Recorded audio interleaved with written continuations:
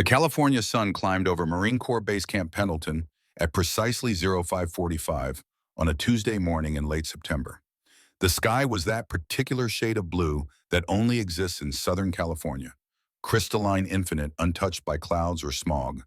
600 Marines assembled on the parade ground in perfect formation, their boots striking the asphalt in rhythmic precision that echoed off the surrounding buildings. The Pacific wind carried the smell of salt water from the ocean 3 miles west, mixed with diesel exhaust from the motor pool and the faint metallic tang of gun oil from the armory.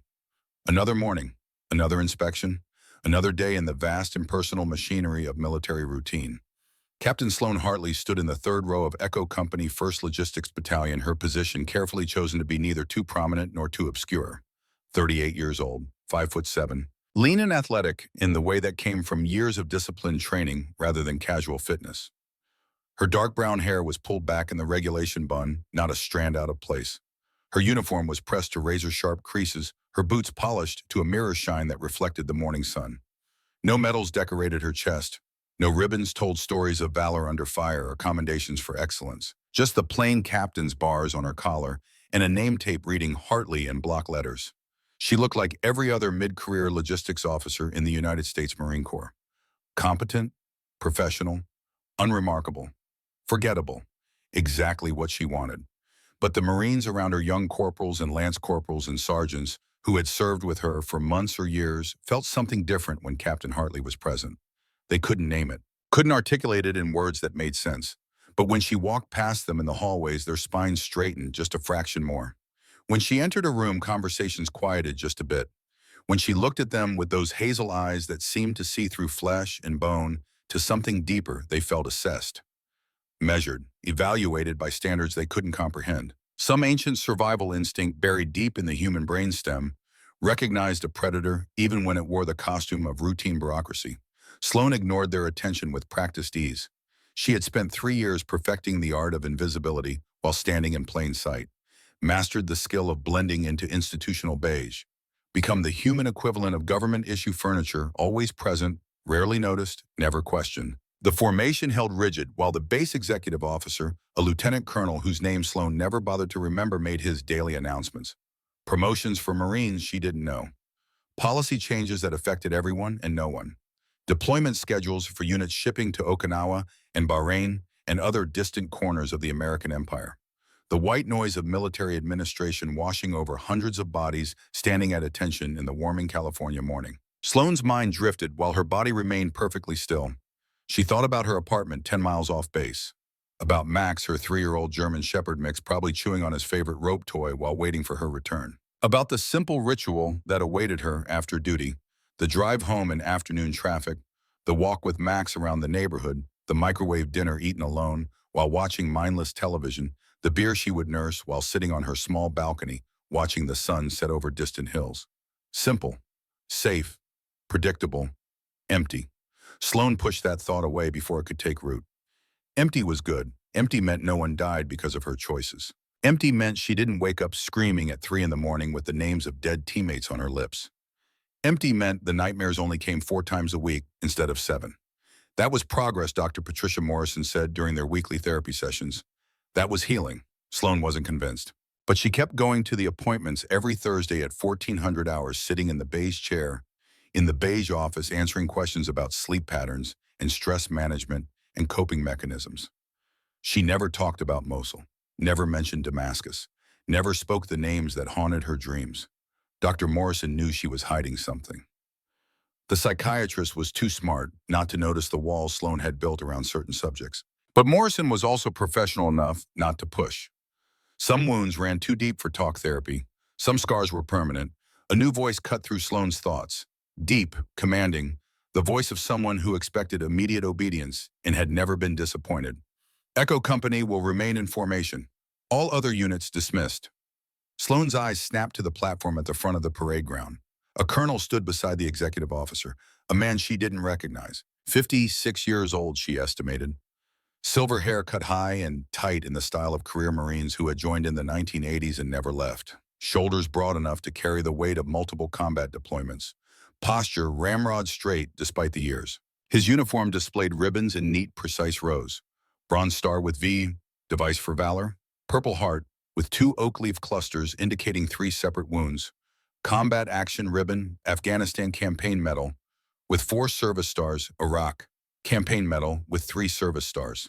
The colored fabric telling a story of decades spent in service of battles fought and survived of men led and lost. Colonel Grant Whitmore. Sloan knew the name. Every Marine did. Whitmore was a legend in the Corps. The officer who had held a valley in Helmand Province for 6 hours against overwhelming Taliban forces. Who had brought 43 Marines home alive when every tactical assessment said body bags.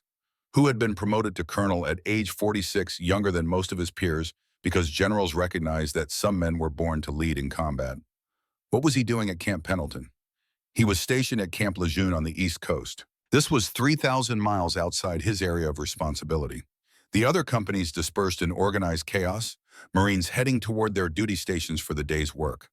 Echo Company remained, 60 Marines standing rigid in the growing heat, while Colonel Whitmore descended from the platform with deliberate, measured steps. His eyes swept the ranks with the precision of someone who had commanded men in combat. Looking for something, searching for someone. His gaze stopped on Sloan. Time seemed to slow. Whitmore stared at her across 30 feet of parade ground, not the casual glance of an inspecting officer checking uniform standards. Something deeper. Recognition trying to surface from deep memory, like a drowning man clawing toward distant light. Sloan kept her face perfectly neutral, breathing steady through her nose. Heart rate controlled at 70 beats per minute through sheer force of will. Every muscle relaxed into the perfect stillness of parade rest. But inside, alarm bells screamed. He knows. No. Impossible. Her records were sealed under 6 layers of classification. Her past buried beneath protocols that required presidential authorization to access. No one at Camp Pendleton knew who she had been, what she had done, the places she had walked, and the things she had seen in those places. No one knew about Phantom 7. Whitmore walked down the line of Marines with slow, measured steps. His boots struck the asphalt with rhythmic precision. 20 feet away, 15, 10. He stopped directly in front of Sloan. Captain? His voice was flat, emotionless, the professional tone of a senior officer addressing a subordinate. What's your call sign? The question hit Sloan like a physical blow. She felt the ground tilt beneath her boots, felt the world narrow to this moment, this question, this choice. Call signs weren't standard for Marines. They belonged to aviators flying F-18LS off carrier decks, to special operations forces moving through denied territory, to people who worked in shadows where real names were dangerous and anonymity was survival. Logistics officers didn't have call signs unless they used to be someone else. The Marines around her shifted uncomfortably, confused. This wasn't normal inspection protocol. Colonels didn't ask captains about call signs during routine formations. Sloan had 2 choices in that frozen moment. She could lie, make something up, deflect with humor or confusion, insult Whitmore's intelligence and hope he let it go. Or she could tell the truth and destroy 3 years of carefully constructed anonymity. She met his eyes, really looked at him for the first time, and saw something there that made her decision. Not hostility, not suspicion, not the hard calculation of an officer who had caught someone in a lie. Gratitude. Deep, profound, bone-deep gratitude that brought moisture to the corners of his eyes. Phantom 7, sir. The words left her mouth quietly, barely above a whisper, but they echoed across the parade ground like thunder rolling across distant mountains. Whitmore's face went pale. The color drained from his cheeks in seconds. His hand trembled, actually trembled, where it hung at his side. For a moment, the unshakable colonel, the legend of Helmand Province, looked like he might collapse right there on the asphalt. Then he straightened, swallowed hard. When he spoke again, his voice was rough with emotion, barely controlled. Echo Company dismissed. Captain Hartley, my office. Now. The formation scattered like startled birds. Marines whispering to each other as they walked away. Speculating. Wondering what the hell had just happened. Why a colonel from the East Coast had asked their logistics officer about a call sign. What Phantom 7 meant. Sloan walked toward the battalion headquarters building, Whitmore beside her. Neither spoke. The silence between them was heavy with unspoken history, with shared knowledge of things that couldn't be said aloud. Inside the building, the air conditioning hit like a cold wall. Whitmore led her past offices where staff officers worked at computers, past conference rooms, where planning sessions droned on past the battalion commander's office with its closed door and muffled voices inside, to a small conference room at the end of the hallway. Whitmore locked the door, pulled the blinds closed over the windows, turned to face her. For a long moment he just stared, drinking in her face like a man dying of thirst who had found water. Helmand Province, he finally said, his voice barely controlled. October 2013, Echo Company, 2nd Battalion, 5th Marines. We were tasked with securing a valley the Taliban used as a supply route. Intelligence said the area was lightly defended, a simple clearing operation, in and out in 48 hours. He walked to the window, staring at the closed blinds as if seeing through them to something 13 years and 8,000 miles away. Intelligence was catastrophically wrong. The Taliban had reinforced the valley with fighters from Pakistan, experienced fighters, Chechens who had fought the Russians, Arabs who had fought in Iraq. They hit us at dawn on the second day, RPGs from 3 directions, heavy machine guns on the ridgeline, mortars walking across our position with mechanical precision. We were pinned in a kill box with nowhere to run. Whitmore's voice cracked. I called for air support. Unavailable, there was a major operation 50 miles north, drawing all available aircraft. Called for quick reaction force. 2 hours out, called for medevac. Couldn't land under that much fire. We were alone. 43 Marines against what we later estimated was 200 Taliban. He turned to face her. 6 hours we held that position, 6 hours of continuous fire. I was writing mental letters to families, deciding who would get my personal effects, wondering if my wife would remarry, if my daughter would remember me. I had accepted that we were going to die in that valley. His eyes were wet now, tears running down his cheeks that he didn't bother to wipe away. And then the enemy fire stopped. Not because they retreated, not because they ran out of ammunition, because someone killed them. 11 Taliban fighters. Impossible shots from impossible positions. 800 meters, 900 meters, 1,000 meters in high wind with shifting thermals. Headshots, center mass shots, each one a kill. When the medevac finally came, I heard a voice on the radio, just 4 words. Echo Company, you are clear for extract. Phantom sends. Whitmore stepped closer to Sloan. That was you. It wasn't a question. It was a statement of fact delivered with absolute certainty. Sloan nodded slowly. Yes, sir. Echo 9 team conducted the extraction. I was the primary shooter. Sergeant First Class Martinez was my spotter. Martinez, Whitmore's voice was soft. I remember that name from the after-action reports. He died 3 months later. Kabul. Yes, sir. IED. Killed him and 2 other members of the team. And you disappeared after that. I was reassigned, sir. Different operations, different theaters. Classified operations. Yes, sir. Whitmore walked to the table, sat heavily in one of the plastic chairs.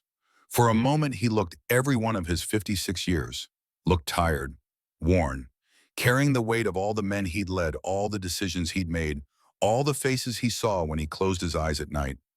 I spent 11 years trying to find out who saved my Marines, he said quietly. Made inquiries, called in favors, pushed every contact I had in intelligence and special operations.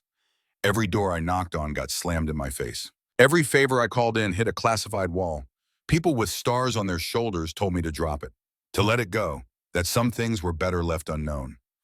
He looked up at her, but I never forgot that voice, that call sign, Phantom, and I never stopped being grateful to whoever it was that pulled us out of hell. Sloan felt uncomfortable under his gaze, under the weight of his gratitude. It was my job, sir, the mission. It was more than a job, Captain. It was a miracle. 43 Marines went home to their families because of you. 43 men got to watch their children grow up, got to grow old. All because someone I never met whose name I didn't know risked everything to pull us out. Any Marine would have done the same, sir. No, Whitmore's voice was firm.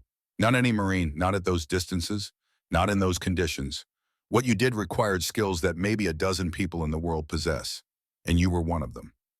He stood, walked to where she stood at attention. Why are you here, Captain Hartley? At Camp Pendleton in logistics, pushing papers, and managing supply chains. Someone with your skills should be training the next generation at Scout Sniper School, should be working with special operations, not filing requisition forms.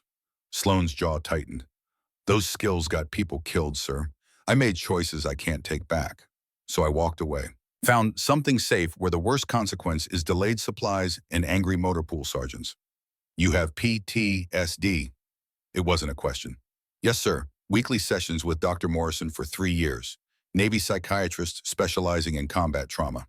Does it help? No, sir. The honesty of that answer seemed to cause Whitmore physical pain. He closed his eyes, took a deep breath, opened them again. I didn't come here to drag up painful memories, Captain. I had no idea who you were until 30 minutes ago when you said those two words. Then why did you come here, sir? Whitmore walked back to the table, opened a file folder he'd carried in, turned it toward her. 3 days ago, a Marine convoy was transporting humanitarian supplies along the border near San Diego. Medical equipment, food, water purification systems, standard delivery to a forward operating base that provides aid to migrant families. He pulled out a photograph. 8 by 10, color, recent, bodies, a burned-out Humvee, blood on desert sand. The convoy was ambushed 15 miles south of the border. Professional operation, RPGs disabled the lead and rear vehicles.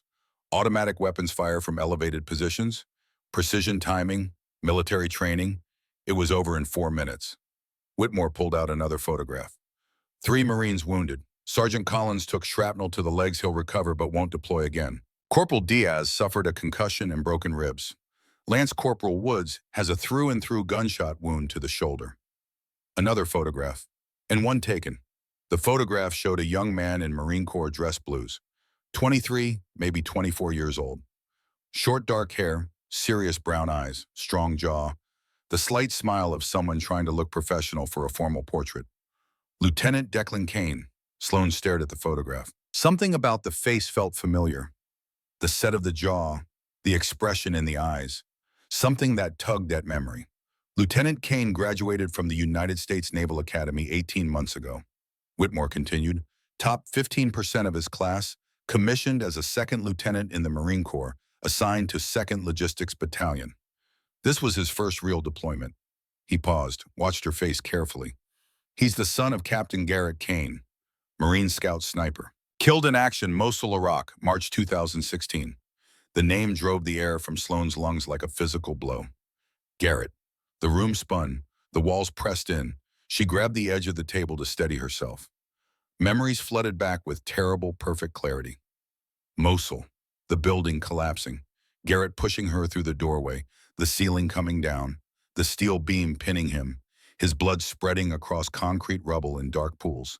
His face, pale, accepting. Calm even as death approached, his voice, weak but clear. Sloan, promise me. Watch over Declan. She had promised, and then Damascus happened, and she disappeared into the black world of classified operations, and the promise died with Phantom 7. Captain, Whitmore's voice seemed to come from very far away. Are you all right? Sloan forced herself to focus, to breathe, to push the memories back down into the locked box where she kept them. How long do we have? 48 hours, maybe less. Intelligence suggests they're planning to move him deeper into cartel territory in the next 2 days. After that, the chances of recovery drop to near zero. What about Delta Force SEALs? People who are still active, still trained for direct action. They're being mobilized, but the terrain is wrong for a large force operation. The compound where we believe Kane is being held is in a populated area. 40, maybe 50 civilians living and working there. Families, children. The cartels use them as human shields. A large-scale assault would result in massive civilian casualties. Whitmore leaned forward. But a small team, a ghost team, people who know how to move through hostile territory without being detected, who can extract a target without firing a shot. That might work. Sloan shook her head. I can't do this anymore, sir. I can't hold a weapon. My hands shake. I get flashbacks. Panic attacks. I'm broken. You're wounded, Captain. There's a difference. Whitmore's voice softened. Broken means you can't be fixed. Wounded means you heal. Maybe not perfectly, maybe not completely, but enough to matter, enough to make a difference. Why me? Why not someone else? Whitmore placed his hand on Garrett Kane's photograph. Because you owed him a debt. Because he saved your life in Mosul, and you promised to watch over his son. Because I think part of you is still Phantom 7. Still the Marine who pulled my men out of hell when no one else could. And because Declan Kane is running out of time. Sloan looked at the photograph of the young lieutenant, saw Garrett's eyes staring back at her, Garrett's jaw, Garrett's serious expression. A debt that could never be repaid, but it could be honored. I need 24 hours to prepare, she said quietly. You have 18. Sloan drove home on autopilot, navigating familiar streets without conscious thought. Her apartment was a one-bedroom unit in a complex filled with military personnel, junior enlisted young officers, contractors working on base. Cheap rent, thin walls, a balcony overlooking the parking lot, a place to sleep between shifts, nothing more. Max met her at the door, the 3-year-old German Shepherd mix she'd adopted from the shelter 2 years ago, 70 pounds of muscle and enthusiasm. His entire body wiggled with joy at her return. Simple happiness, uncomplicated love. She knelt down, let him lick her face, buried her fingers in his fur. "Hey, buddy, hey, good boy." Max whined, sensing something wrong the way dogs always did. Sloan fed him, changed into civilian clothes, jeans and a t-shirt, sat on her couch staring at the blank television screen. Her phone buzzed. A text from Lieutenant Sarah Chen, her second-in-command at the logistics office. "Ma'am, motor transport meeting got moved to 1500. Do you need the requisition files?" Sloan typed back with steady fingers. "Handle it. Emergency came up. We'll be out of office for a few days." 3 dots appeared. "Then roger that, ma'am. Everything okay?" "Fine, just personal business. You're in charge until I get back."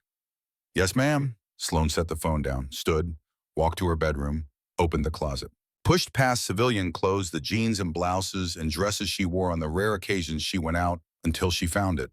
A black duffel bag, pushed to the very back corner. Untouched for 3 years. The zipper stuck from disuse. She forced it. The bag opened like a wound, exposing old scars. Inside, her old life. Tactical vest, Kevlar plating, still intact. Night vision optics, batteries probably dead. K-bar knife, the blade still sharp. Medical kit with expired medications. Maps folded with creases worn white from repeated use. A compass. A small notebook filled with range calculations and wind speed tables in her own handwriting, the pages yellowed with age. And at the bottom, wrapped in oilcloth, a Sig Sauer P226, the weapon she had carried for 8 years through a dozen countries whose names she couldn't speak aloud. Sloan reached for the pistol. Her hand stopped 6 inches away. Trembling, she tried again, got closer this time, 4 inches. The shaking spread up her arm. Third attempt, she touched the cloth. Her breathing accelerated. The panic rose like flood water, room tilting, walls closing in, heart hammering against ribs. She stumbled to the bathroom, made it to the toilet just in time, vomited until there was nothing left, knelt on cold tile, shaking forehead pressed against her arm. Max appeared in the doorway, pushed his wet nose against her shoulder, whined, "I'm okay, boy, I'm okay." It was a lie. She wasn't okay. She would never be okay again. That night, Sloan didn't sleep. She sat at her kitchen table with cold coffee while memories played behind her eyes like old films. Every mission, every kill, every choice that had led to someone's death. At 0300, she thought about Mosul. The memory was sharp, painful, perfect in every terrible detail. March 2016, Mosul, Iraq. The city was a maze of concrete and dust and death. ISIS held the eastern districts in a grip of terror. Iraqi forces were pushing in from 3 directions, supported by American advisors and special operations teams. The fighting was house to house, room to room, brutal and slow and grinding. Sloan and Garrett weren't part of the main assault. They were ghosts, phantom operators embedded with a joint special operations task force. Their mission was intelligence gathering, identify high-value targets, map enemy positions, provide overwatch for friendly forces. Invisible, professional, effective. They had been in the city for 11 days, living in safe houses that changed every 48 hours, moving only at night, sleeping in shifts, eating MREs that all tasted like cardboard, drinking bottled water that tasted like plastic, existing in the margins between the Iraqi advance and ISIS holdouts. Garrett had been in good spirits. He was always in good spirits. Nothing seemed to bother him.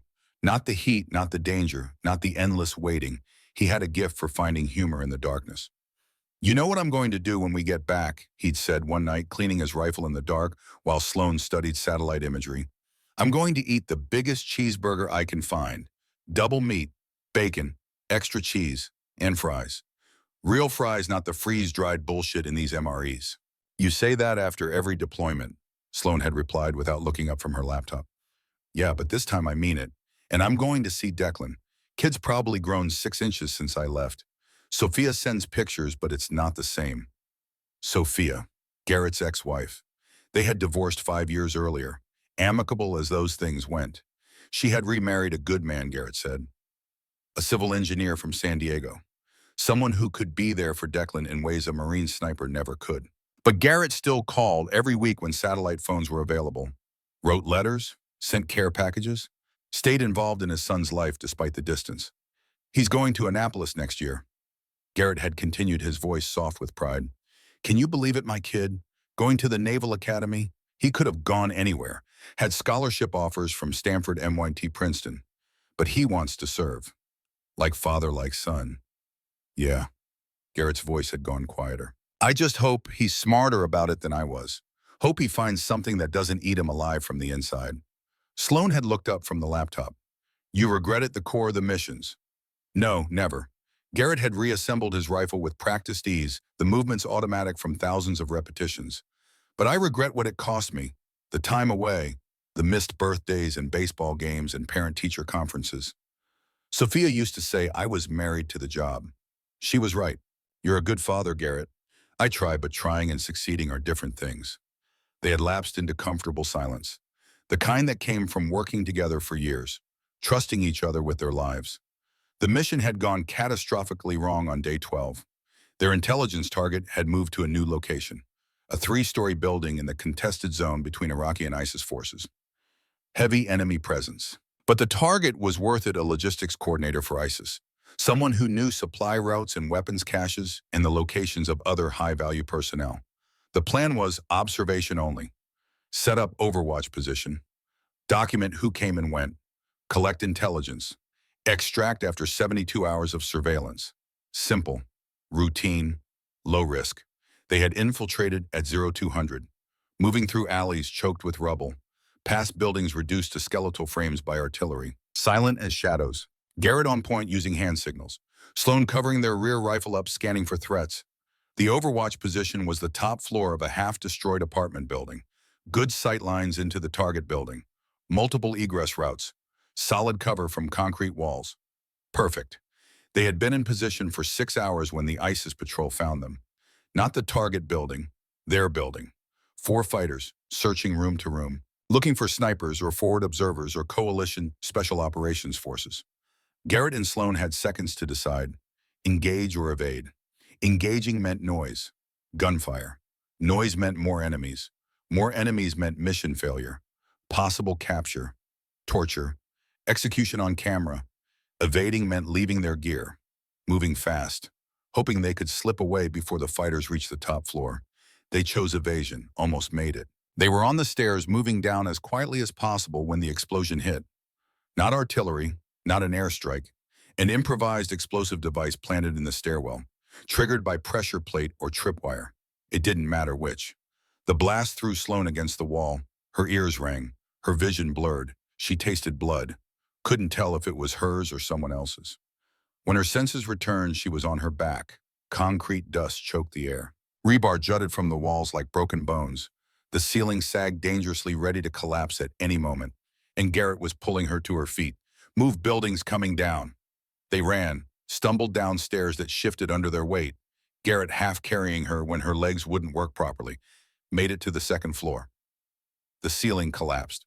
Sloan saw it falling. Tons of concrete and steel and death. Saw Garrett see it too. And then he shoved her. Hard. She went through a doorway into a side room. The ceiling came down where she had been standing. Where Garrett still was. The impact shook the building. Dust exploded in choking clouds. The floor tilted at a crazy angle. Garrett, Sloan tried to go back. The doorway was blocked. Concrete and rebar and the twisted remains of furniture. A gap maybe a foot wide. Through it she could see Garrett. He was pinned, a steel I-beam across his legs. Blood spreading from a dozen wounds. His face was pale, shocked, but his eyes were calm. Sloan. His voice was weak, strained. You okay? I'm fine, hold on. I'll get you out. She tried to move the beam, put her hands under it and lifted with everything she had. It didn't budge. Tried again. Her hands slipped on blood. The beam might as well have been welded to the floor. Sloan, stop. No, hold on, I can do this. Sloan, look at me. She looked. Garrett's eyes were calm, accepting. The eyes of a man who understood how this story ended. Building's not stable. You need to go. I'm not leaving you. Yes, you are. That's an order. He coughed. Blood flecked his lips. Listen to me, Declan, my boy. Promise me you'll watch over him. Make sure he's okay. Make sure he doesn't make my mistakes. You're going to watch over him yourself when we get back. Sloan, please. His hand found hers through the gap in the rubble. His grip was still strong. Promise me. Voices outside, Arabic. The ISIS fighters were coming, drawn by the explosion. Promise me. Tears were running down Sloan's face now, cutting tracks through the dust. I promise. Tell him I loved him. Tell him I was proud. Tell him to be better than me, to choose a life that doesn't take him away from the people he loves. Garrett, go now. That's my final order. The voices were closer, 30 seconds away, maybe less. Sloan squeezed his hand once, hard. Memorizing the feel of it, released it, backed away from the gap. I'm sorry. Don't be, Garrett smiled, actually smiled. You're going to do great things, Sloan, I know it. Now go. Be the ghost. She ran, got out of the building 30 seconds before it fully collapsed, moved through the city like smoke. Alone now, made it to the extraction point 2 miles away. Got pulled out by helicopter as enemy fire lit up the night sky. Never looked back. 3 days later, a recovery team went in under heavy guard, found Garrett's body in the rubble. What was left of it? Brought him home in a flag-draped coffin. Sloan attended the funeral from a distance, stood in civilian clothes at the edge of Arlington National Cemetery, 100 yards from the gravesite, watched through binoculars as Sophia and 17-year-old Declan accepted the folded flag from the honor guard. The boy was trying so hard to be strong, to be the man his father would have wanted him to be. Failing, breaking down and sobbing against his mother's shoulder, Sloan had wanted to approach them, to tell them what Garrett had said, to fulfill her promise. But she couldn't. She had missions, operations that couldn't wait, targets that needed to be eliminated. The war machine ground on, indifferent to individual grief. She told herself she would find Declan later, when things calmed down, when she had time, when the classified operations ended and she could live openly again. 3 years later, Damascus happened, and Sloan disappeared, and her promise to Garrett became another casualty of war.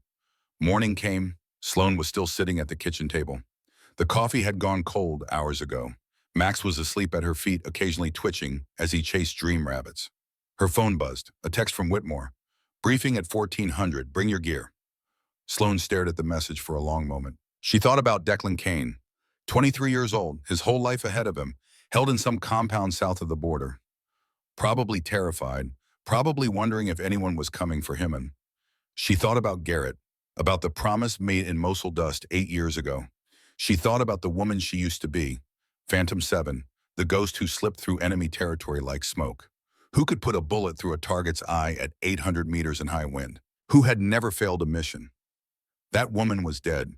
Wasn't she? Sloan stood, walked to the bedroom, looked at the black duffel bag on the bed, reached for the Sig Sauer wrapped in oilcloth. Her hands shook. Her breath came fast. The panic rose in her chest like floodwater, threatening to drown her. She forced herself to pick up the weapon. The weight was familiar, comforting, terrifying. Checked the chamber, cleared it, dropped the magazine, reinserted it, racked the slide. Muscle memory taking over from years of training. Her hands still shook, but she held on. One mission, she told herself. One mission for Garrett, for Declan, for the promise made in blood and dust. Then she would put the gun down forever. She would finally be able to rest. The armory at Marine Corps Base Camp Pendleton was built like a fortress. Concrete walls 2 feet thick, steel doors with biometric locks and numeric keypads, security cameras covering every angle, motion sensors in every corridor, armed guards at every entrance. This was where the Marine Corps stored its most sensitive weapons and equipment, precision rifles, night vision systems, encrypted communications gear, specialized equipment that couldn't fall into enemy hands. Sloan stood outside the main entrance at 13:30 hours, her black duffel bag slung over her shoulder. The afternoon sun beat down on the asphalt. Heat shimmered in waves. She could feel sweat forming under her uniform. A master sergeant she didn't recognize sat at the security desk inside the entrance. Late 40s, thick build gone slightly soft from years behind a desk instead of in the field. He looked up from his computer as she approached, checked her ID card against his roster, waved her through without comment. The interior was cool and dim. Rows of weapon racks stretched into shadows. The smell of gun oil and Cosmoline was thick enough to taste. Sloan walked deeper into the armory, her boots echoing on the concrete floor. Captain Hartley, she turned, A man stood in the main corridor between weapon racks. 42 years old, 6 feet tall, built like someone who had spent 20 years turning his body into a weapon. Shoulders broad from thousands of pull-ups, arms thick from carrying heavy loads across difficult terrain. Face weathered and scarred, a thin white line across his left cheek, a puckered circle on his neck that could only be a bullet wound. The face of someone who had seen combat and survived through a combination of skill and luck. Master Sergeant Rowan Nash. Sloan felt recognition hit like a physical impact. She hadn't seen Nash in 6 years, not since she had trained him at the Marine Scout Sniper School before her assignment to Black Operations. He'd been a corporal then, young, eager, raw talent that needed refinement. She'd taught him to shoot, to read wind, to move through terrain like water flowing around obstacles, to be patient, to be invisible, to survive. Sergeant Nash, she kept her voice neutral, professional, didn't know you were stationed here. Transferred last year, 2nd Battalion Echo Company. Nash's eyes were sharp, assessing, taking in her appearance with the trained observation of a sniper. Heard you were back. Someone in the admin office said you were working logistics. That's right. Huh. Nash didn't sound convinced. Also heard Colonel Whitmore's putting together a team. Small operation. Off the books. Word is you're leading it. Sloan said nothing. Operational security meant not confirming or denying anything until absolutely necessary. Nash stepped closer, lowered his voice, even though they were alone in this section of the armory. Is it true you're Phantom 7? The question hung in the air between them. Sloan could lie, could shut this conversation down right now. Walk away and maintain the fiction that she was just a logistics officer who happened to have a classified past. But Nash had been her student. She had taught him to survive in situations where mistakes meant death. He deserved the truth. Yes, Nash's expression didn't change, but something shifted in his eyes. Respect, maybe awe. The look of someone who had just confirmed something they'd suspected for years. I wondered, he said quietly, after you left the school, the way you could read terrain, the way you could call wind speed and direction at distances that shouldn't be possible. You were too good to be just another instructor rotating through. You were something else. I was just doing my job, Sergeant. Bullshit, ma'am, with respect. Nash's voice was firm. You were the best instructor I ever trained under. Still use the techniques you taught me. The breathing control, the trigger discipline, the way you taught us to become part of the landscape instead of trying to hide in it. Sloan felt uncomfortable with the praise, with the admiration in Nash's voice. She'd been a teacher because the Marine Corps assigned her to the school. Nothing more. You made it on your own merit, Sergeant. Your skill, your dedication. Maybe. But you gave me the foundation. Nash paused, seemed to make a decision. This mission, the lieutenant they took, I want in. It's voluntary, dangerous, high probability we don't come back. I know. Why? Nash's jaw tightened. Because you taught me that Marines don't leave Marines behind. And because I owe you. You saved my life once. Probably don't even remember it. Sloan frowned. When Scout Sniper School, live fire exercise, final week, my spotter kid named Henderson had his range calculations wrong. Wind speed, distance, everything off by significant margins. I was about to take a shot that would have gone right into a friendly position 300 meters downrange. You appeared out of nowhere, tackled me before I could pull the trigger. Sloan did remember. Barely. It had been instinct more than conscious thought. She'd seen the trajectory was wrong, reacted, moved without thinking. That's your reason, a training accident 6 years ago. That's part of it. Nash met her eyes. The other part is trust. If you're leading this operation, if you're coming out of whatever dark place you've been hiding in, then it's worth doing. The mission matters, and I trust you to bring us home if anyone can. Sloan wanted to tell him his trust was misplaced, that she was broken, unreliable, that her hands shook when she tried to hold a weapon, that she woke up screaming 3 nights a week from nightmares about missions gone wrong and teammates who died because she wasn't good enough or fast enough or smart enough. Instead, she nodded. Briefing at 1400 hours. Battalion Headquarters, Conference Room 3. Don't be late. Yes, ma'am. Nash turned to go, stopped, looked back over his shoulder. Captain, it's good to have you back. The real you. He left before she could respond. Sloan stood alone in the armory. The weapon racks stretched away into shadow on both sides. Thousands of rifles and pistols and machine guns. Tools of war waiting to be used. She thought about what Nash had said. The real you. Was this the real her, the woman who carried guns and walked into danger? The woman who had killed more people than she could count in service of missions she couldn't talk about? Or was the real her, the woman who lived in a small apartment with a bun and processed supply requisitions and tried desperately to be normal? Maybe there was no real her anymore. Maybe there was just the woman she needed to be in any given moment, the mask that fit the situation. Right now, she needed to be Phantom 7. Sloan walked deeper into the armory, found the section for precision rifles, ran her fingers along the stocks until she found what she was looking for. An M40A5, the Marine Corps' primary sniper rifle, bolt action, .308 Winchester caliber, effective range out to 1,000 meters in the right hands, the same rifle she had used for 8 years. The same rifle she had carried in Helmand and Mosul and Damascus and a dozen other places whose names were still classified. She lifted it from the rack. The weight was perfect. 20 pounds with scope and loaded magazine. Balanced, familiar. She shouldered it, looked down the scope at an imaginary target 800 meters away. Controlled her breathing, settled into the familiar rhythm. Exhale, pause, squeeze. Her hands didn't shake. Not anymore. One mission, she whispered to the empty armory. For Garrett, for Declan, then I put this down forever. The rifle had no answer. Sloan slung it over her shoulder, walked back out into the California sunshine. The briefing room was crowded when Sloan arrived at 13:55 hours. Colonel Whitmore stood at the front next to a large map of the border region between California and Mexico. Nash sat in the front row, his attention focused completely on the map. Two other Marines occupied seats nearby, young, fit, alert.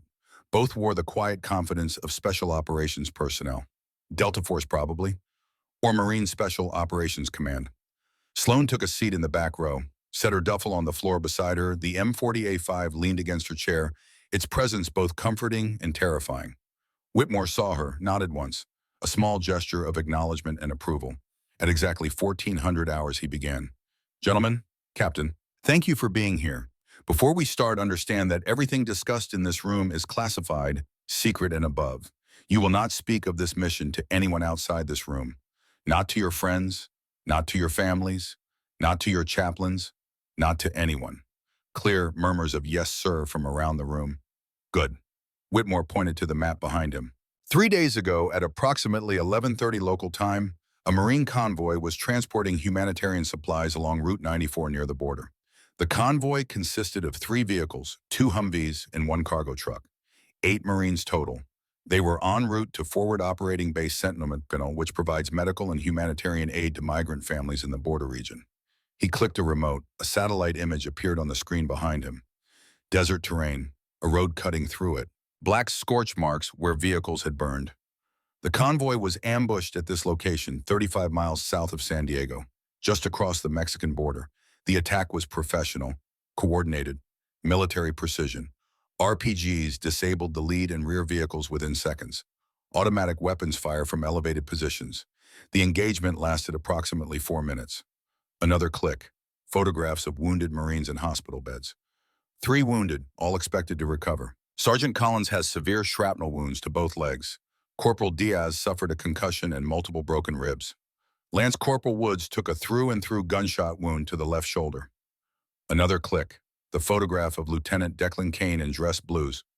And one captured, Second Lieutenant Declan Kane, 23 years old. Graduated from the Naval Academy 18 months ago. This was his first deployment. One of the young Marines, Staff Sergeant Kyle Brenner, according to the name tape on his uniform, raised his hand. Sir, why not call in an airstrike level the compound where he's being held? Because there are approximately 40 civilians in that compound, Sergeant. Workers, families, children as young as 5 years old. The cartels use them as human shields specifically to prevent attacks like you're suggesting. Whitmore's voice was hard. We don't murder children to save time or make our jobs easier. Brenner looked properly chastened. Yes, sir, understood. Our operational window is narrow, Whitmore continued. Current intelligence suggests they plan to move Lieutenant Kane deeper into cartel territory within 48 hours. After that, the chances of successful recovery drop to near zero. The State Department is negotiating through back channels. CIA is spinning up assets in the region. But everyone in this room knows how these situations typically end. He paused. Let that sink in. Unless someone with very specific skills intervenes. Whitmore looked directly at Sloan. Captain Hartley will be mission lead for this operation. Her tactical call is final and absolute. If she says abort, we abort. If she says go, we go. If she says jump, you ask how high. Understood. The Marines exchanged glances, clearly confused why a logistics captain was running a direct action mission, but they knew better than to question a colonel. Understood, sir, they replied in unison. Sloan stood, walked to the front of the room. All eyes turned to her. She could feel their assessment, their doubt. A 38-year-old woman who pushed papers was supposed to lead them into hostile territory. We infiltrate tonight at 2100 hours, she said. Her voice was calm, professional. The voice of someone who had done this 100 times before. Minimal gear, suppressors on all weapons. No explosives unless absolutely necessary. We go in silent. Extract Lieutenant Kane. Disappear before they understand what happened. What about the guards? Nash asked from the front row. We avoid them if possible. Neutralize them if necessary. But our priority is Lieutenant Kane. Not body count, not payback, not sending a message, just the mission. Sloan walked to the map, traced a route with her finger. We approach from the north through canyon terrain, gives us cover from aerial observation and ground patrols. Set up overwatch position here approximately 300 meters from the compound. 2-man entry team, 2 on perimeter security and overwatch. Who's going inside? Sergeant First Class Marcus Webb asked, the other Delta operator. Sergeant Nash and myself. Nash nodded without hesitation. The Delta operators looked skeptical, but said nothing. Whitmore stepped forward. One more thing you need to know. He clicked the remote. A blurry photograph appeared, a man's face partially obscured, taken from long range with significant magnification. This individual has been identified at the compound where we believe Lieutenant Kane is being held. We don't have a positive identification yet, but CIA believes he may be connected to a former Black Operations asset who went rogue after a classified incident in Syria several years ago. Sloan stared at the photograph. Something about it felt familiar. The way the man stood, the set of his shoulders, the posture of someone with military training. What's his connection to Lieutenant Kane? She asked. Unknown, Whitmore replied, but the timing is suspicious. Kane gets grabbed. This individual shows up at the compound within hours. It feels coordinated. A cold weight settled in Sloan's stomach, someone who knew about Black Operations, who appeared right after Declan Kane was captured, who was connected to Syria. Damascus. You think someone's using Kane as bait, she said slowly. It's a possibility we can't ignore, Whitmore said. If this is a trap designed to draw out someone specific, you need to be prepared for that contingency. Sloan thought about Damascus, about the arms dealer who had escaped when she chose to save 8 hostages instead of completing the mission, about the enemies she had made in 8 years of classified operations, about people who might want revenge badly enough to kidnap a Marine lieutenant and use him as bait. The list was longer than she wanted to admit. If it's a trap, she said, then they know I'm coming. Which is why we move fast and quiet, Whitmore replied. Hit them before they can react, before they can spring whatever they're planning. Sloan nodded, but her mind was racing. A trap meant someone who knew her tactics, her training, her capabilities. Someone who understood that Declan Kane, son of Garrett, Kane, the man who died saving her life, was the one piece of leverage that would bring Phantom 7 out of hiding. What else aren't you telling me, sir? She asked. Whitmore hesitated, exchanged a glance with someone Sloan couldn't see in the back of the room, then sighed. The photograph was taken by a CIA surveillance drone operating in the border region. But when our intelligence analysts tried to extract the metadata timestamp, GPS coordinates, all the embedded information they found it had been corrupted, professionally scrubbed by someone with significant technical expertise. Inside job. Maybe, or someone with access to very sophisticated equipment and training. Whitmore's jaw tightened. Either way, it suggests this operation is more complex than a simple cartel kidnapping. Sloan turned back to the map, studied the compound layout, the approach routes, the guard positions marked with red X's. It was a trap. She was certain now. But what choice did she have? Declan Kane was in that compound. Garrett's son, the boy she had promised to watch over 8 years ago in Mosul. The promise she had broken when she disappeared into the black world of classified operations. Even if it cost her everything, she would keep that promise now. We leave at 2100 hours, she said. Get your gear ready. Get rest if you can. This is going to be a long night. The briefing ended. The Marines filed out speaking in low voices, discussing equipment loadouts and tactical approaches. The normal chatter of professionals preparing for combat. Nash lingered near the door, caught Sloan's eye. She nodded. He left. Sloan was alone in the briefing room with Whitmore. "You know this is a trap," the colonel said quietly. "Yes, sir." "And you're going anyway?" "Yes, sir." Well, twice. Sloan looked at the photograph of Declan Kane on the screen, saw Garrett's eyes staring back at her.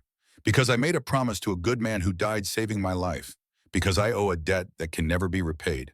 And because that's what Marines do, sir. We don't leave our own behind." Whitmore nodded slowly. "I can't order you to do this, Captain. This isn't an official operation. If it goes wrong, if you're captured or killed, the Marine Corps will disavow any knowledge. You'll be on your own." "I understand, sir. But if you pull this off, if you bring Lieutenant Kane home," Whitmore's voice softened. "There's a position opening at the Marine Scout Sniper School at Quantico. They need instructors, people with real-world experience, people who can train the next generation to be better than we were." Sloan felt something shift in her chest, a possibility she hadn't considered. Teaching, passing on knowledge, making sure the next generation of Marines was better prepared than she had been, making sure they survived. "I'll think about it, sir." "You do that." Whitmore walked to the door, stopped, looked back. "Garrett Kane would be proud of you, Captain. What you're doing, who you are." "Thank you, sir." He left. Sloan stood alone in the briefing room, staring at the map of the border region, at the compound where Declan was being held, at the terrain they would cross to reach him. She thought about Garrett, about promises made and broken, about debts that could never be repaid. And she thought about the woman she used to be, Phantom 7, the ghost who walked through enemy territory like smoke, who could kill at 1,000 meters, who had never failed a mission. That woman had been buried for 5 years, but maybe she wasn't dead. Maybe she was just sleeping, waiting for a reason to wake up. The sun set over Southern California in shades of orange and purple and red. Sloan stood in the staging area behind the armory, checking her gear for the 4th time in an hour. Black tactical fatigues, Kevlar vest with ceramic plates front and back, night vision optics mounted on her helmet, the M40A5 broken down and secured in a drag bag, her Sig Sauer P226 in a thigh holster, 3 spare magazines for the pistol, 2 for the rifle, combat knife secured to her vest, medical kit with tourniquets and quick clot gauze and morphine, radio with encrypted frequency, GPS unit, signal jammer, everything she needed to disappear into the dark and bring back one Marine, or die trying. Nash worked through his own loadout 10 feet away, methodical, professional, checking every piece of equipment twice. He'd done this enough times that it was muscle memory, the ritual of preparation that every warrior went through before combat. The 2 Delta operators were Staff Sergeant Kyle Brenner and Sergeant First Class Marcus Webb, both in their early 30s, both with multiple combat deployments to Afghanistan and Iraq, both chosen because they could move quiet and shoot straight and follow orders without asking unnecessary questions. They would handle perimeter security and overwatch while Sloan and Nash infiltrated the compound. Colonel Whitmore appeared from the shadows at 20:45 hours, 15 minutes before departure. He looked older in the harsh security lights, tired, carrying the weight of command like a physical burden pressing down on his shoulders. "Final intelligence update," he said without preamble. "Satellite imagery from 30 minutes ago shows no change in guard patterns. 23 hostiles confirmed. Lieutenant Kane is still in the basement-level northeast corner of the compound. They haven't moved him yet." "Extraction route," Sloan asked, not looking up from her equipment check. "Helicopter standing by 15 miles north of the border. Call sign on Angel 6. Marine UH-1Y, Venom with door guns and a full crew. They'll come in fast once you signal. 30 seconds from call to pickup. And if we can't make the primary pickup zone," Whitmore's jaw tightened, "secondary extraction point 20 miles west. But you'll be on foot through cartel territory. Hostile forces between you and safety. Low probability of success." Sloan nodded. She had expected as much. This was the kind of mission that could go wrong in a dozen different ways. Having multiple extraction plans didn't guarantee success, but it gave them options when everything inevitably turned to chaos, and everything always turned to chaos. "One more thing," Whitmore said. He pulled a small device from his pocket, looked like a thumb drive. "Signal jammer, short range, maybe 100 meters radius. It'll kill their communications for approximately 10 minutes. Use it when you breach the compound."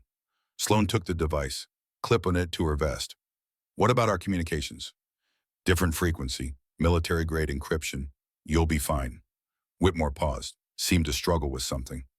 "Captain, if this goes bad, if you don't make it back—" "We'll make it back, sir. But if you don't, I need you to know something. Whitmore's voice was rough with emotion. What you did in Helmand, saving my Marines, I never got to say thank you, never got to tell you what it meant. You're saying it now, sir. Yes, but I should have said it 11 years ago. He held out his hand. Thank you, Captain Hartley. For then and for now, for being the kind of Marine the rest of us aspire to be. Sloan shook his hand. Just doing my duty, sir. No, you're doing something more. You're keeping a promise to a fallen brother. That's what makes you exceptional. Whitmore released her hand, stepped back. When he spoke again, his voice was formal, official. You are authorized to use any means necessary to complete this mission and return with Lieutenant Kane. Rules of engagement are weapons-free in self-defense. Minimize civilian casualties. Bring our Marine home. Yes, sir. Whitmore looked at each of them, Sloan, Nash, Brenner, Webb. 4 Marines about to cross into hostile territory on a mission that officially didn't exist. Good luck. And Godspeed. He turned and walked away into the darkness. Sloan looked at her team. Load up, we roll in 5. The drive south took 90 minutes through light traffic on Interstate 5. They used a civilian SUV registered to a DBAM OD contractor. No markings, no government plates. Just 4 people in dark clothes heading toward the border at night. Not unusual in Southern California, where thousands of vehicles made that journey every day.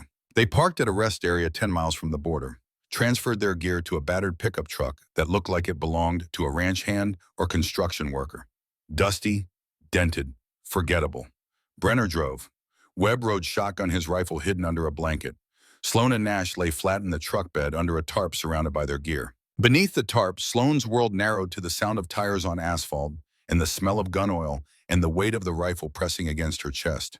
She controlled her breathing, focused on the mission, pushed away the fear and doubt and the voice in her head that said she wasn't ready for this, that she was broken, that she would fail and Declan would die because she wasn't good enough anymore. Nash's voice came through her radio earpiece, barely a whisper. You good, Captain? Yeah. Liar.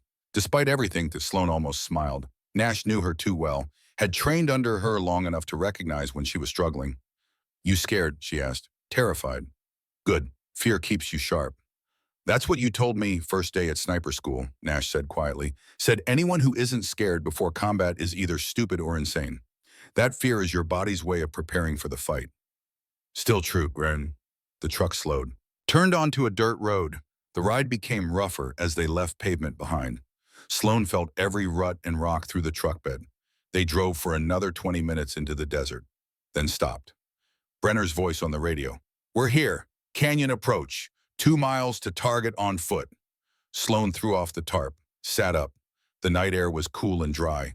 The desert stretched away in all directions, dark and empty, under a moonless sky.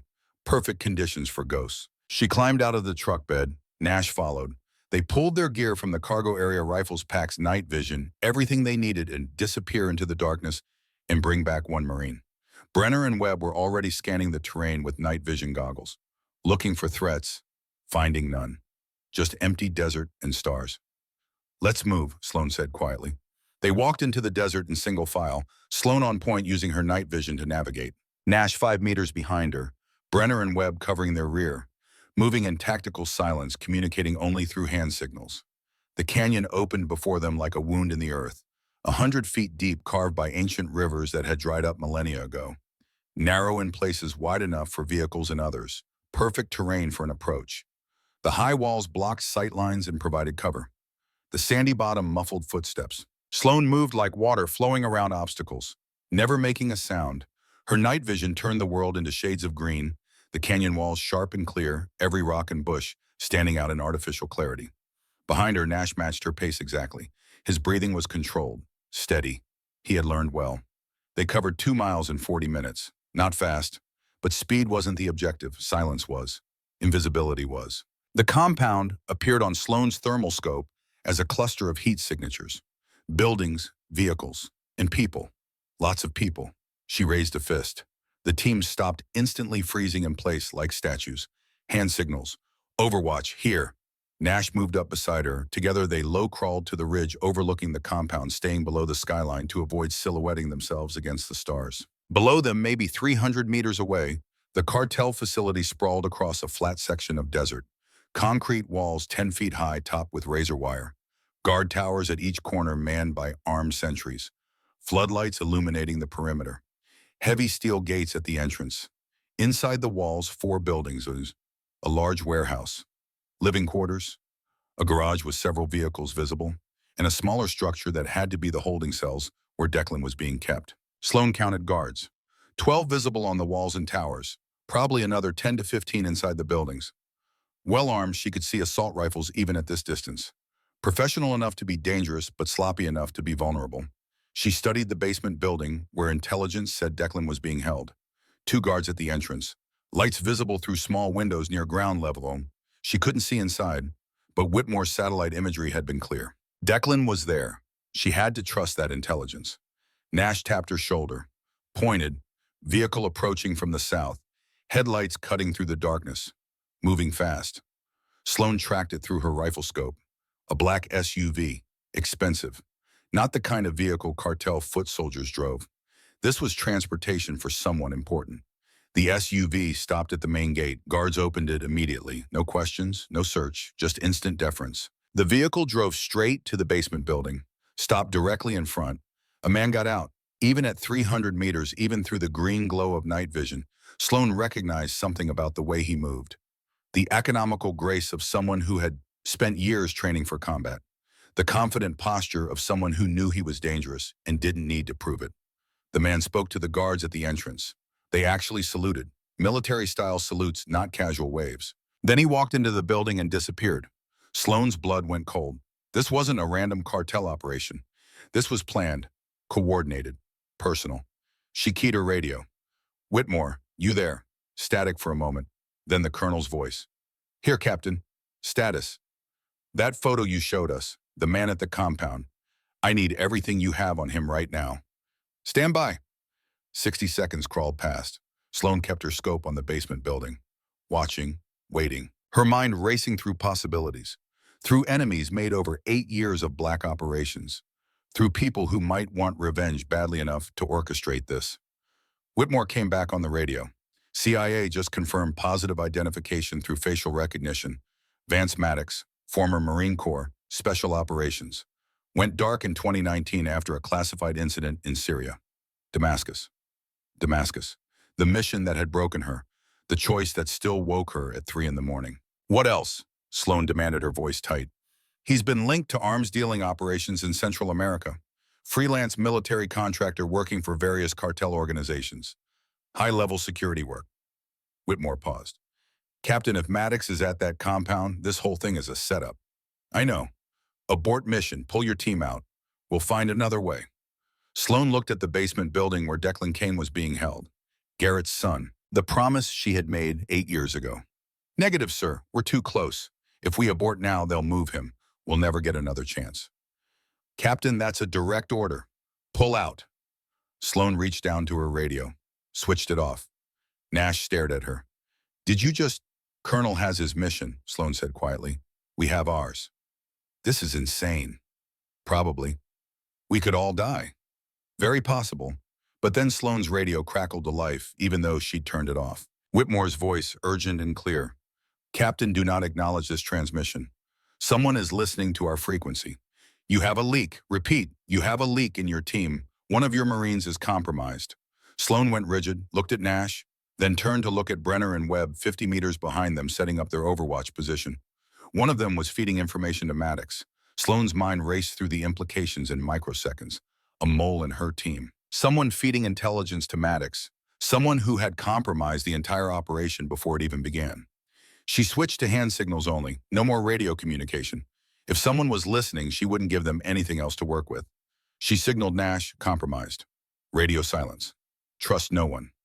Nash's eyes widened in understanding. He switched off his radio immediately. Sloan looked back at Brenner and Webb. They were 50 meters behind, setting up their overwatch position with thermal scopes and long-range rifles. From this distance, she couldn't tell which one was dirty. Maybe both. Maybe neither, and the leak was somewhere else entirely. But she couldn't take the risk. She made a decision that went against every instinct she had as a Marine. She signaled Nash, "We go alone. Overwatch stays here." Nash hesitated for only a second, then nodded. He understood what she wasn't saying. If one of the Delta operators was compromised, bringing them closer to the target would be suicide. Better to leave them in position where they couldn't interfere. Sloan signaled Brenner and Webb hold position. Maintain overwatch. Radio silence until further notice. Both operators gave thumbs up, settled into their positions with rifles aimed at the compound. Sloan and Nash began their approach alone. They moved down the far side of the ridge, using the terrain to mask their movement from both the compound and the overwatch position. Circling north through a dry wash that offered concealment, taking 30 minutes to cover 300 meters. Professional, patient, silent. The north wall of the compound rose before them like a concrete cliff, 10 feet high, topped with razor wire and motion sensors that swept back and forth with mechanical precision. Nash pulled out the electromagnetic pulse generator, a small device about the size of a cell phone. He placed it against the wall and pressed the activation button. The motion sensors within a 10-foot radius died instantly. The security grid went dark, a gap in their defenses. Nash boosted Sloan up. She threw a thick ballistic blanket over the razor wire, creating a path across the top. Pulled herself up and over in one smooth motion. Dropped silently on the other side, her boots hitting sand without a sound. Inside, Nash followed seconds later, landing beside her in a crouch. They were in the compound, behind enemy lines. No support, no backup. If this went wrong, no one was coming to save them. Sloan activated the signal jammer Whitmore had given her, clipped it to the base of the wall where its electromagnetic pulse would radiate through the compound. 10 minutes of disrupted communications. That's all they had. They moved toward the basement building, hugging the shadows between floodlight pools. 2 guards stood at the entrance, young men in their 20s carrying AK-47s, alert but bored. The posture of people who had been standing watch for hours without incident. Sloan signaled Nash left guard. On my mark. Nash circled wide, using a storage shed for cover. Getting into position behind the left guard, Sloan moved right, her knife already in her hand, 7 inches of blackened steel. No reflection, no sound. She counted down with her fingers. 3, 2, 1. They moved simultaneously. Sloan's left hand clamped over her target's mouth. Her right hand drove the knife into the base of his skull, severing the brainstem. Instant death. The guard went limp without making a sound. Nash took his target the same way. Professional, efficient, brutal. 2 down, 21 guards remaining. They dragged the bodies into shadow. Sloan tried the door. Locked. Heavy deadbolt. Nash pulled out his lockpick set, started working on the mechanism. This lock was more sophisticated than a standard commercial model. Military grade. Designed to resist picking. 30 seconds. 45. 60. Come on, Sloan breathed. 90 seconds. 2 minutes. Click. The lock disengaged. They slipped inside. The interior was dark except for emergency lighting that cast everything in red shadows. A corridor stretched ahead, leading to stairs that descended into darkness. Voices ahead. Spanish. 2 men talking casually about a soccer match. Sloan held up 2 fingers. Nash nodded. They cleared the corner, together, moving in perfect synchronization from years of training. 2 guards sat at a table playing cards, their rifles leaning against the wall 3 feet away. Too far to reach in time. Sloan's Sig Sauer coughed twice. Suppress rounds. Both guards dropped without understanding they were dead. 4 down. A corridor stretched ahead, lined with cell doors, heavy steel with small reinforced windows. Sloan checked each one methodically. Empty. Empty. Empty. The 4th cell held a figure. Young. Male. Marine Corps utility uniform torn and dirty, hands zip-tied behind his back, face bruised and swollen from beatings. But alive. Declan Kane. Sloan felt her chest tighten with emotion she couldn't afford right now. He looked so much like Garrett. Same jawline, same serious eyes, same expression of determined burden, even in the face of terror. She tried the cell door. Locked. Different mechanism than the entrance. Nash was already working on it, his picks moving with practiced precision. This lock was even more sophisticated. Electronic components combined with mechanical tumblers. 60 seconds. 90. 120. Inside the cell, Declan had noticed them. His eyes were wide with hope and confusion. Who were these people? Why were they here? 150 seconds. Click. The door swung open. Sloan moved inside quickly, cut Declan's zip ties with her knife. Lieutenant Kane, Captain Sloan Hartley, I'm here to take you home. How did you? Declan's voice was hoarse, damaged from screaming or dehydration. Later, can you walk? Yes, ma'am. They roughed me up pretty good, but nothing's broken. Stay behind me. Do exactly what I say when I say it. Understand? Yes, ma'am. They moved back toward the stairs. Nash on point, his rifle up. Sloan covering Declan in the middle, moving smooth and quiet. They made it to the base of the stairs, and every light in the basement came on. Bright, harsh, sudden, blinding after the darkness. Sloane's night vision flared white. She ripped the goggles off, blinking away the spots in her vision. When she could see again, her blood turned to ice. 15 armed men surrounded them. Positions at the top of the stairs and doorways covering every angle with assault rifles. Professional placement, military tactics. And standing in the center of them all, smiling like this was exactly what he'd expected, was Vance Maddox. He looked older than the last time she'd seen him 5 years ago in Damascus. Harder. His face was scarred from burns, probably from the building that had exploded during their escape from Syria. But his eyes were the same, cold, calculating. The eyes of a predator who had found his prey exactly where he wanted it. "Hello, Sloan," he said. His voice was smooth, almost friendly, like they were old friends meeting for coffee instead of enemies meeting at gunpoint. It's been far too long. Sloane's rifle was up, aimed at his chest, but she was surrounded. 15 rifles aimed at her and Nash and Declan. She'd be dead before she could pull the trigger. "Vance, Phantom 7, the ghost, the legend." Maddox walked closer, stopping 10 feet away, just out of reach. "I wondered if you'd actually come. Part of me thought you'd stay hidden in your little logistics office. Stay safe, let the kid die. You know me better than that." "Do I?" The Sloan I knew in Damascus would have completed the mission, would have killed the target and extracted without hesitation. But that Sloan died 5 years ago, didn't she? Killed by guilt and conscience and all those other weaknesses that turn warriors into cowards. "What do you want, Vance?" "What I've always wanted, justice, accountability, for you to face the consequences of your choices." He gestured at the guards. "Lower your weapons, all of you, nice and slow, or the lieutenant dies first." Sloan looked at Declan. The young man was pale but steady. He gave her a small nod. "Trust." She lowered her rifle slowly. Nash did the same, his face grim. Maddox smiled wider. "Good. Now we can talk like civilized professionals." "This isn't about talking. You used Declan as bait to draw me out." "Of course I did. You disappeared, Sloan. Vanished like smoke after Damascus. I spent 5 years looking for you, searching every database, calling in every favor, tracking every lead. And nothing. You were a ghost in truth, impossible to find." He began to pace his movements, controlled and deliberate. "Then I discovered something interesting. A connection I'd missed before. Captain Garrett Kane, your teammate in Phantom program. He died in Mosul, saving your life. Very heroic, very noble." Maddox's voice took on a mocking tone. "And Captain Kane had a son, Declan, who joined the Marines despite having the grades and test scores to go anywhere. Who wanted to serve just like his father. All I had to do was find the son, arrange a little kidnapping, and wait, because I knew the ghost would come. You couldn't resist. Not with that guilt you carry." Sloan felt rage building in her chest. "You want me. Here I am, let Declan go." "Oh, I will, eventually. But first we need to settle our accounts from Damascus." Maddox stopped pacing, his eyes hard. "Do you remember what happened that day, Sloan? Do you remember the choice you made? Every day. Tell me." "We had a mission. Kill the arms dealer. Prevent a major weapons shipment from reaching terrorist organizations in 3 countries. And," Maddox prompted, "and I found 8 hostages in the basement. Women and children. He was going to kill them when he moved locations.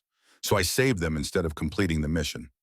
"You disobeyed direct orders," Maddox said coldly. "I told you to leave them. The mission came first. Always. But you couldn't do it. You had to be the hero. I chose to be human.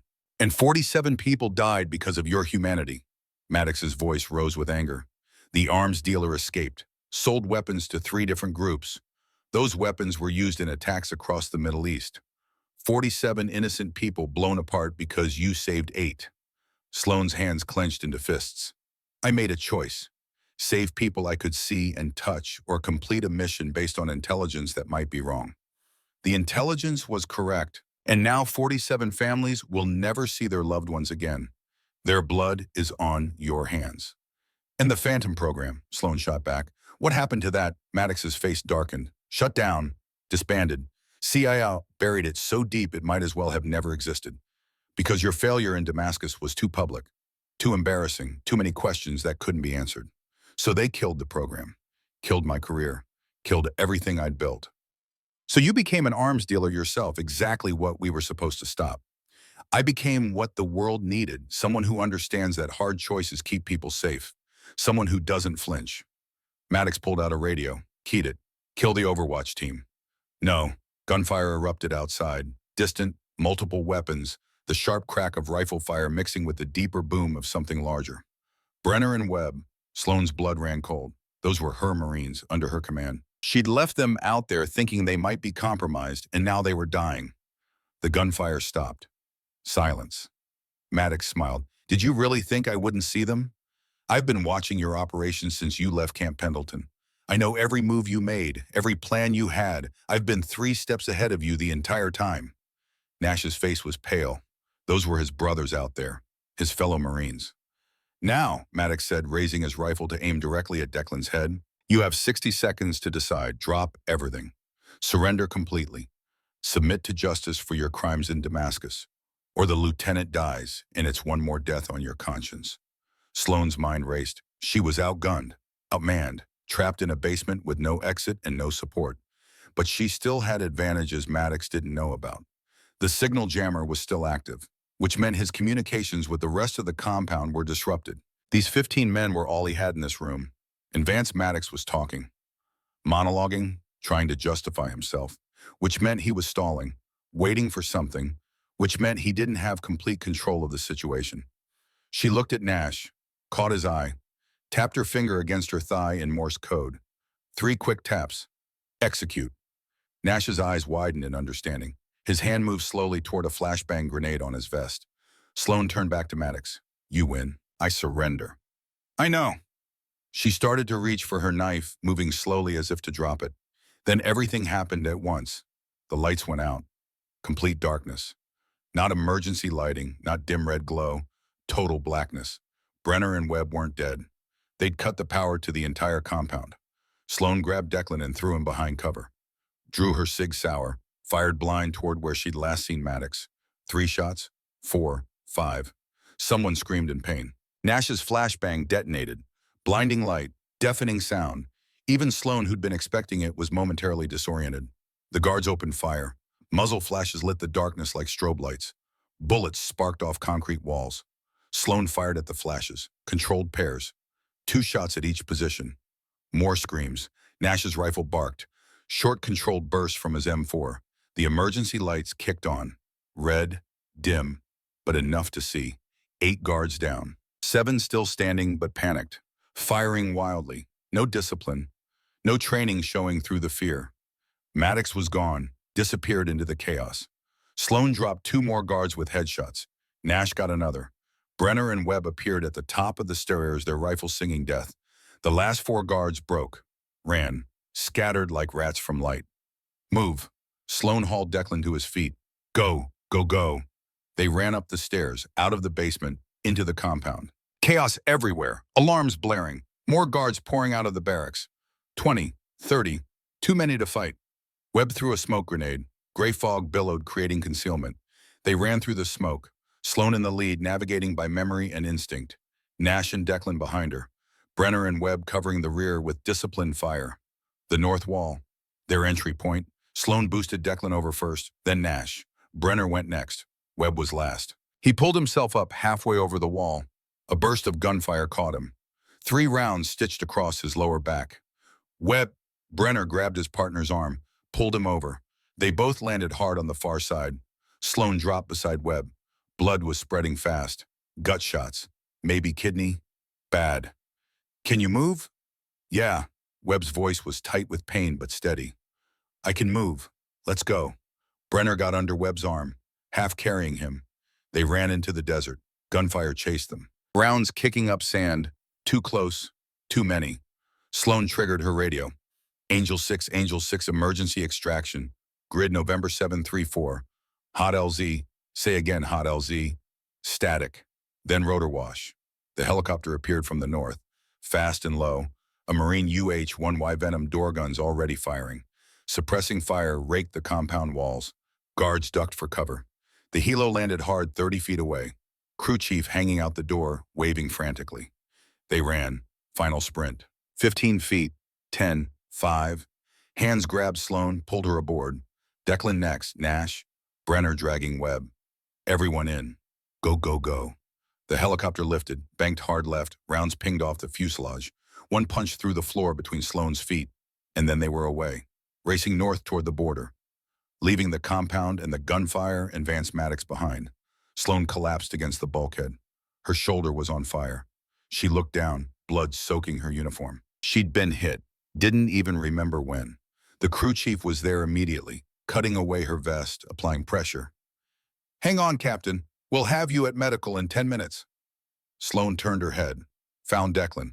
The lieutenant was staring at her, tears streaming down his face. You came for me. You actually came. Promised your dad. Sloan's voice was weak, fading. Promised I'd watch over you. You knew my father. He saved my life. Mosul took the rounds meant for me. Sloan felt darkness creeping in. He talked about you all the time, in his letters. Said you were the best thing he ever did. Said you were going to change the world. Declan's face crumpled. I miss him so much. I know, me too. Sloan reached out, found his hand, squeezed it. But he's still here, in you. Every choice you make, every life you save, that's him living on. Thank you for keeping your promise, for coming. That's what Marines do, Sloan whispered. We don't leave our own behind. The darkness took her. Sloan woke in a hospital bed 48 hours later. White walls, antiseptic smell, sunlight streaming through windows overlooking a California landscape. Her shoulder was heavily bandaged. An IV ran into her left arm. Monitors beeped steadily, measuring her vitals. Colonel Whitmore sat in a chair beside the bed. He looked like he'd aged 10 years in 2 days. Welcome back, Captain. Sloan's throat was dry. How long? 48 hours. You lost a significant amount of blood. The doctors had to repair damage to your rotator cuff and remove bullet fragments. But they say you'll make a full recovery. 6 months of physical therapy. The team. Sergeant Nash is fine. Minor cuts and bruises. Staff Sergeant Brenner is fine. Sergeant First Class Webb is in surgery. The rounds that hit him caused internal damage, but the surgeons are optimistic. He'll live. Sloan felt relief wash over her. Her Marines had survived. And Declan, Lieutenant Kane is being debriefed by intelligence. Physically, he's fine. Dehydrated, some bruising, but nothing permanent. Psychologically, Whitmore shrugged. Time will tell, but he's strong, like his father. Maddox, Whitmore's expression hardened, escaped the compound during the firefight, but CIA tracked him to Tijuana within 12 hours. Special Activities Division intercepted him attempting to board a private flight to Colombia. He resisted. They shot him. Sloan felt something shift in her chest. He's dead. No, but he wishes he was. He's in custody at a black site. CIA has questions about his activities over the past 5 years. Arms dealing, cartel connections, other operations. He'll spend the rest of his life in a hole somewhere answering those questions. Justice. Not the clean Hollywood ending, but justice nonetheless. There's something else you should know, Whitmore said quietly. The leak in your team. It wasn't Brenner or Webb. Sloan frowned. Then who? Your logistics officer, Lieutenant Chen. She was compromised 6 months ago. Maddox used her family in Taiwan as leverage, made her feed him information about your activities. She's being processed now. Likely court-martial. Sloan closed her eyes. Chen, the young officer she'd trusted, who'd handled her schedule and communications, who'd known about this mission because Sloan had texted her about being out of office. Not a traitor by choice, a victim being blackmailed. Her family, Sloan asked. CIA is working with Taiwanese authorities to ensure their safety, but Lieutenant Chen's career is over. Another casualty of this mess. What happens now? Sloan asked. Now you recover, then... Whitmore stood, walked to the window. Remember what I said about the position at Scout Sniper School? It's still available, if you want it. Sloan thought about that. Teaching, passing on knowledge, making sure the next generation was better prepared than she'd been. I want it. Good, because the Commandant of the Marine Corps has already approved your transfer. Effective date, pending your medical clearance. Whitmore turned back to her. You'll be heading to Quantico in 3 months, training the next generation of Marine snipers. What about Damascus? My failure there. Captain, you made a choice. You saved 8 lives. Yes, 47 people died because the arms dealer escaped. But those 8 people are alive today because of you. They're children. their families. That has value. The math doesn't balance. War never balances, Captain. We do the best we can with impossible choices. You chose humanity. That's not a weakness. That's what makes you a Marine worth following.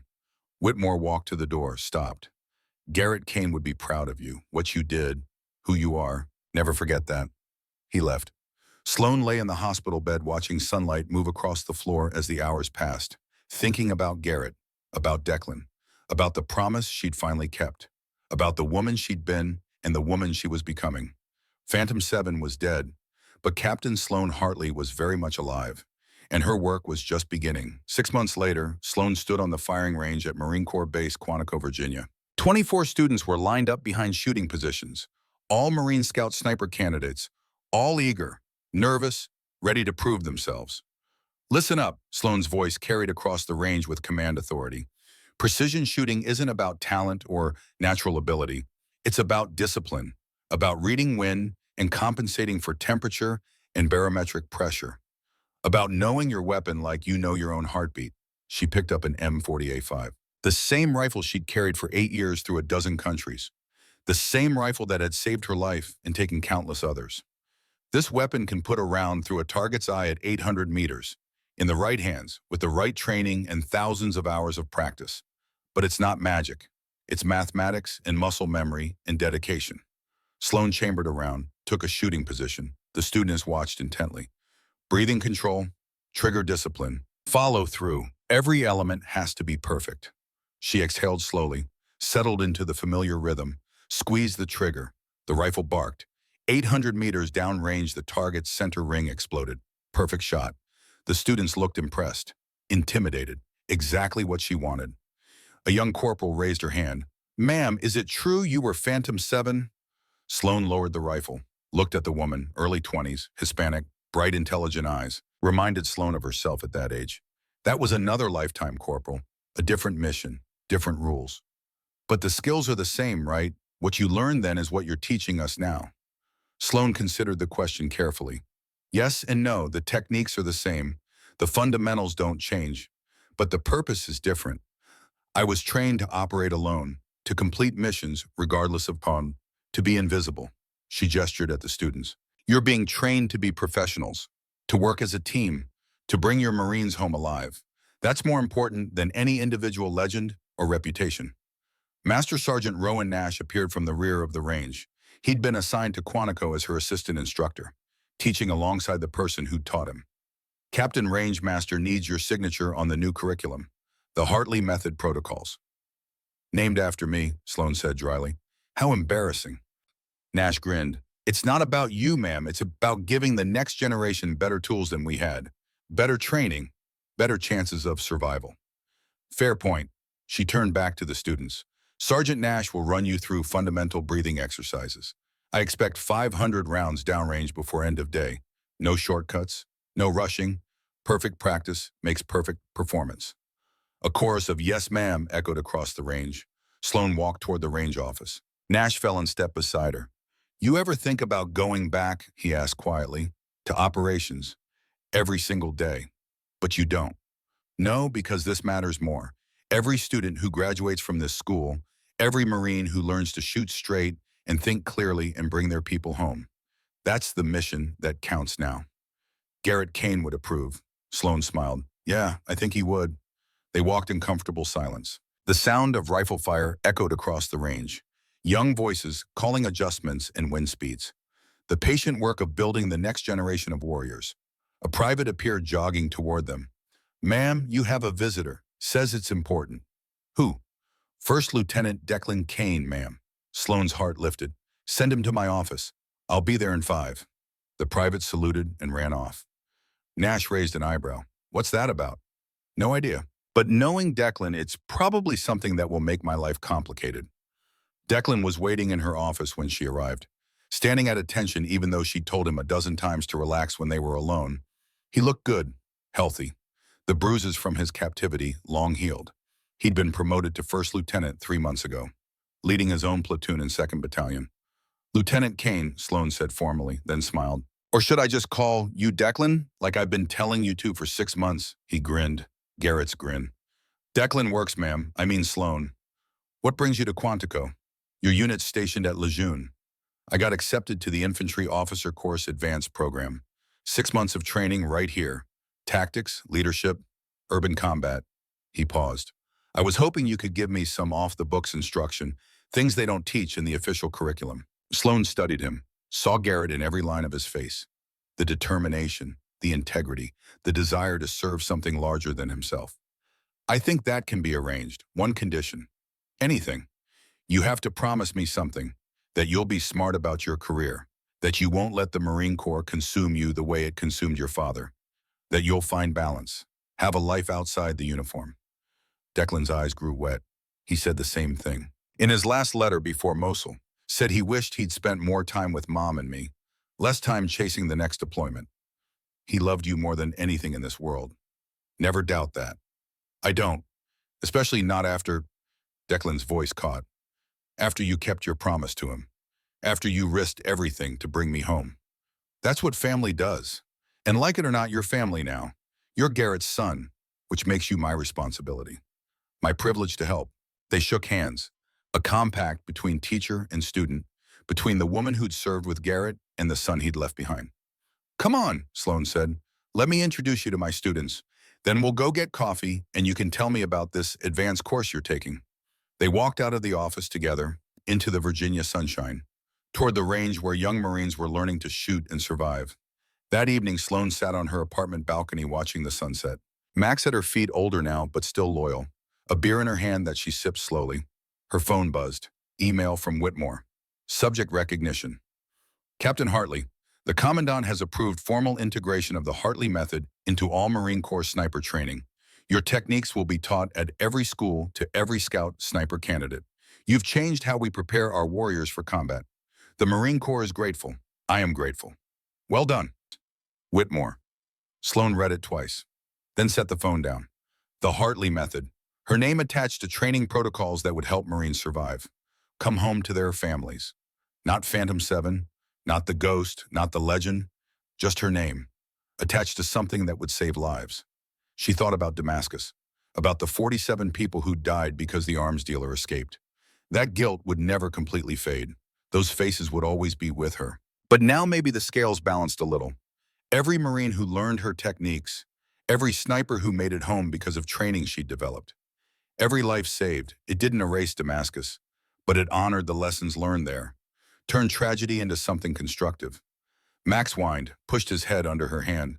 You're right, buddy. Time to let it go. She scratched his ears, watched the sun sink below the horizon in shades of gold and purple.